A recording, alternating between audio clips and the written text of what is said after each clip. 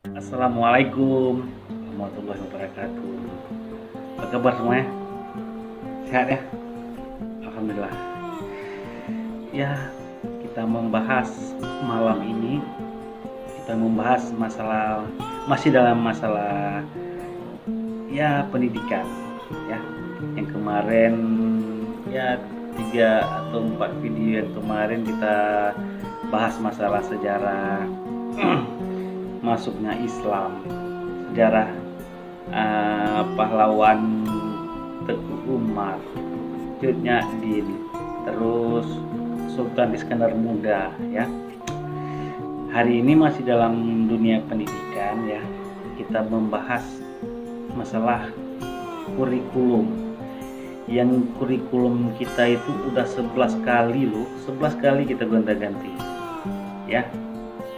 Beda pemimpin, beda kurikulum, atau ya gonta-ganti lah kurikulumnya.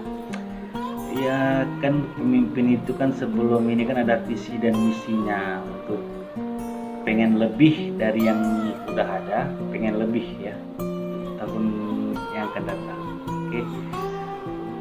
Seingat saya perubahannya itu kurikulumnya itu ya, gonta-gantinya itu dari mulai awal itu 1947, 52, 64, 68, 75, 84, 94, 2004, 2006, 2013 dan 2015. 11 kali gonta-ganti kurikulumnya. Oke, coba kita membahas ya. Oke, kita mulai. Yang pertama, kurikulum pertama Indonesia kita itu ya, kita itu ada di tahun 1947 ya. Ya, kurikulum pertama itu pada masa kemerdekaan ya. Bahasa Belandanya itu learn plan ya, yang artinya itu rencana pelajaran. Rencana pelajaran itu pendidikannya itu lebih bersifat politis. Dari orientasi pendidikan Belanda ke kepentingan nasional. Sedangkan asasnya itu pendidikan ditetapkan ya dengan Pancasila ya. Itu tahun 1947 itu ya, disebut Renjana Pelajaran 1947 dan baru dilaksanakan tahun 1950. Itu satu. Oke, sekarang yang kedua, kurikulum tahun 1952 Renjana ya, saya katakan tadi Renjana. Kalau bahasa sekarang kan rencana pelajaran terurai 1952 ya. Di sini ya dengan tahun kemarin dirincikan lebih ya, penyempurnaannya ada di tahun 1952 ya, punya tahun 1957 tadi 47 tadi. Di sini kurikulum ini ya sudah mengarah pada suatu sistem pendidikan nasional. Paling menonjol sekaligus dari kurikulum yang kemarin ya. Seperti itu. Ya, setiap pelajaran itu dihubungkan pada kehidupan sehari-hari kita. Sehari-hari kita gimana. Seperti itu. Oke. Setiap guru itu ya di tahun 1952 itu setiap guru itu mengajarkan satu mata pelajaran. Oke. Itu yang kedua. Dan yang ketiga sekarang ya. Yang ketiga kurikulum tahun 1964. Ya, masih dalam tulisannya Rencana Pendidikan 1964 ya. Jadi kurikulum ini pemerintah ya pada saat itu mempunyai keinginan agar rakyat mendapat pengetahuan akademik untuk pembekalan pada jenjang SD. Nah, seperti itu. Sehingga pembelajarannya dipusatkan pada program Pancawardhana. Nah, seperti itu ya. Satu, pengembangan moral, pengembangan kecerdasan, emosional atau artistik dan keprigelan atau keterampilan dan jasmani. Itu. Oke. Dan yang keempat sekarang ya, yang keempat kurikulum pada tahun 1975 itu menekankan pendidikan lebih efektif dan efisien. Menurut Mujito ya, pada saat itu Direktur Pembina TK dan SD Departemen Pendidikan Nasional kala itu ya, pada tahun 1975 itu. Di sini konsep di bidang manajemen MBO ya, manajemen by objektif ya, metodenya metode, materi dan tujuan.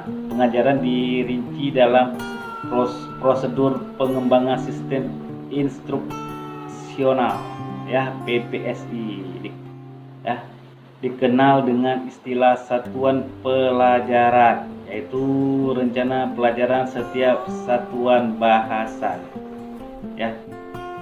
Saat itu lahir belum? Belum ya kan?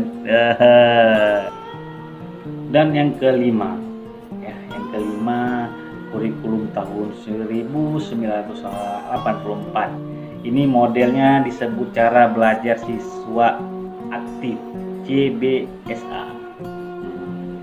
Di sini ya sama seperti cerita yang tadi, di kurikulum ini ya diperbaharui ya, punya tahun 1975 yang kemarin, yang udah saya bilang tadi ya.